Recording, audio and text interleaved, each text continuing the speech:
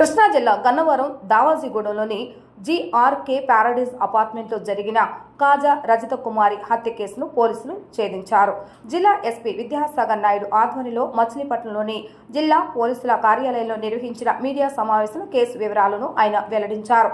ఈ కేసులో పోలవరపు సుష్మా, పోలవరపు అజయ్ కుమార్లను అరెస్టు చేసినట్లుగా తెలిపారు. ఒంటరిగా నివసిస్తున్నటువంటి మహిళతో సన్నిహితంగా మెలిగి బంగారం, నగదు కోసం హత్యకు పాల్పడినట్లుగా విచారణలో తేలిందన్నారు.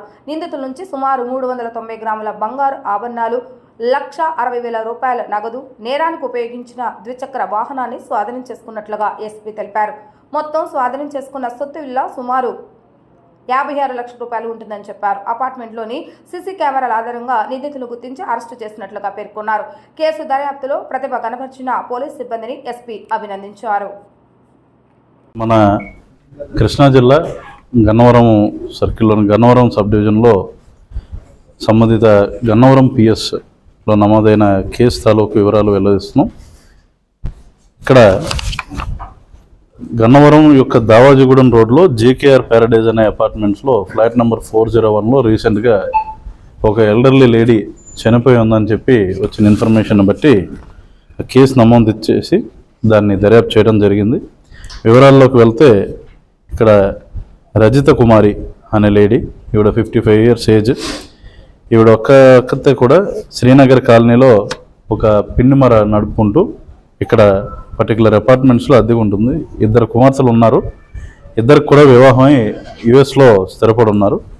ఈవిడ నైట్ 11 o'clockకి కుమార్తెతో మాట్లాడుతున్నప్పుడు ఆ తర్వాత సబ్సిక్వెంట్గా ఆమె సడన్గా ఎవరో వచ్చారు అని చెప్పి ఫోన్ ఆపి అక్కడికి వెళ్ళటం, తర్వాత ఫోన్ లిఫ్ట్ చేయకపోవడం జరిగింది. ఈ అనుమానం ఉండి ఉదయం పని మనిషి వచ్చి చూసినప్పుడు మంచం పక్కన పడి ఉండడంతో డయల్ 112 కాల్ చేశారు. వాళ్ళ రిలేటివ్స్ వచ్చి అక్కడ చూసుకుని ఇచ్చిన సమాచారం మేరకు కేసు నమోదు చేయడం జరిగింది. అయితే ఇక్కడ చుట్టుపక్కల సీసీ కెమెరాస్ యొక్క డెన్సిటీని రీసెంట్గా మేము పెంచడం జరిగింది. ఈ సీసీటీవీ కెమెరాస్ అమర్చుకోమని చెప్పడంలో భాగంగా వివిధ అపార్ట్మెంట్స్లో కూడా సీసీటీవీ కెమెరాస్ ఏర్పరచుకోవడం జరిగింది. అయితే వన్ ఆఫ్ ది సీసీటీవీ కెమెరాస్లో ఈ యొక్క నిందితులు ఇద్దరు, అంటే ఒక లేడీ అండ్ ఇంకొక యంగ్ పర్సన్, ఇద్దరు కూడా రాత్రి 11-17 టైంకి అక్కడ అపార్ట్మెంట్ కాంప్లెక్స్లో బయటకు వస్తున్నట్టుగా గమనించాం. అయితే ఇక్కడ కొన్ని బంగారు వస్తువులు, డబ్బు కూడా అక్కడ లోపల కనిపించట్లేదని చెప్పి వాళ్ళు తెలియజేయడంతో ఇది విచారించగా ఇది మర్డర్ ఫర్ గెయిన్ కింద డిటెక్ట్ అయింది.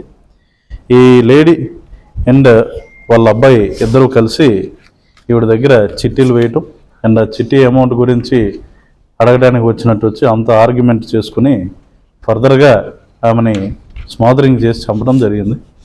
దీంట్లో భాగంగా ఓవరాల్గా 56 lakhs worth different jewellery and also cash కలిపి రికవర్ చేసుకోవడం జరిగింది. ముఖ్యంగా డైమండ్ జ్యువెలరీ కూడా వీళ్ళు ఇక్కడ నుండి దొంగలించారు.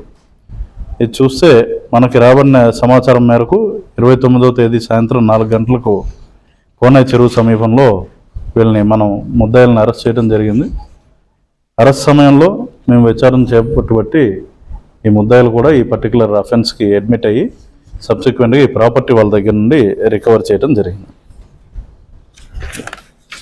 ఓల్డ్ కేసు అయితే ఇప్పటికి డిటెక్ట్ కాలేదు, బట్ వీఆర్ చెకింగ్ ఇట్.